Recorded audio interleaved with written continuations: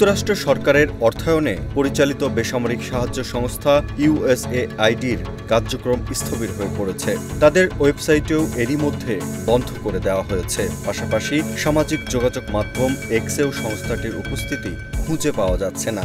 এখন প্রশ্ন উঠেছে এর ভবিষ্যৎ নিয়ে। আসলেই কি এটি অস্তিত্ব সংকটে? গত ২৫ জানুয়ারি মার্কিন প্রেসিডেন্ট ডোনাল্ড ট্রাম্পের বৈদেশিক সহায়তা বন্ধের নির্দেশে কিছুটা শিথিল করার কথা উল্লেখ করেন দেশটির পররাষ্ট্রমন্ত্রী মার্কো রুবিও। কিন্তু এর ২ সপ্তাহ যেতে না যেতেই আফ্রিকার দক্ষিণাঞ্চলের দেশ মালাউতে বন্ধ হয়ে যায় বেশিরভাগ স্থানীয় দাতব্য সংস্থা। জিডিপি হিসেবে বিশ্বের ৭ম দরিদ্র এই দেশে চাকরি হারান ৫,০০০ কর্মী। ২ কোটি মানুষের দেশ মালাওয়ে চাকরি হারানো এই ৫,০০০ মানুষের মধ্যে বেশিরভাগই স্বাস্থ্যকর্মী। আশঙ্কা করা হচ্ছে এখন অনেক মানুষ রোগে আক্রান্ত হবে এবং মরবে। আফ্রিকার দক্ষিণাঞ্চল থেকে আফগানিস্তান, সব জায়গাতে একই চিত্র। ট্রাম্প প্রশাসনে ইলন মাস্কের নেতৃত্বাধীন ডিপার্টমেন্ট অব গভর্নমেন্ট ইফিসিয়েন্সি বা ডিওজিই এসব বিষয় দেখছে।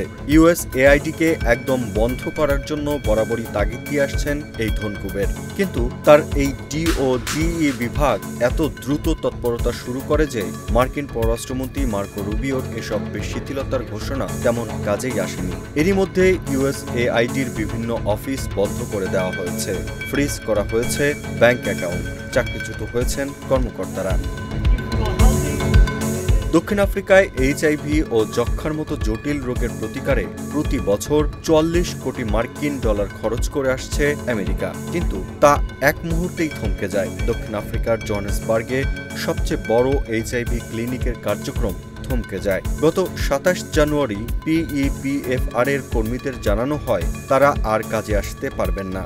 ইউএসএআইডির কি জানায় সেজন্য বসে আছেন তারা। কিন্তু ইউএসএআইডি কি কিছু বলতে পারবে?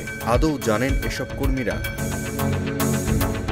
রুবিওর কথায় নরম সুর থাকলেও তিনিই কিন্তু সহায়তা ঠিকমতো না করার জন্য ইউএসএআইডির কর্মীদের দায়ী করেন। শিথিল করার পরও এনজিও বন্ধ হয়ে যাওয়ার পর গত ১০ ফেব্রুয়ারি তিনি বলেন, কিভাবে টাকা পরিশোধ করা যায় তা নিয়ে সমস্যা হয়েছিল, এগুলো ঠিক করা হবে। পিইপিএফআর এর ও অন্যান্য জীবন রক্ষাকারী প্রকল্পের আকার ছোট হয়ে যেতে পারে বলে জানান তিনি।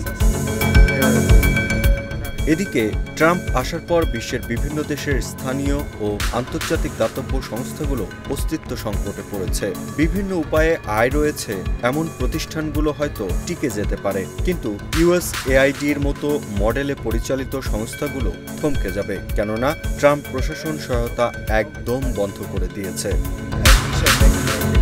তবে আফ্রিকায় মানুষের রোগ নিয়ে মার্কিন প্রকল্পগুলো এখনও চলমান বলে সেখানে অনেকেই স্বস্তির নিঃশ্বাস ফেলছেন। হয়তো সরাসরি খাবার সেখানে যাবে, মিলবে ওষুধও, কিন্তু সংক্রমণ রুখতে যে শিক্ষা দেওয়া হয় তা এখন বন্ধ হয়ে যাবে। এ নিয়ে মন্তব্য করার মতো হোয়াইট হাউসে কেউ নেই।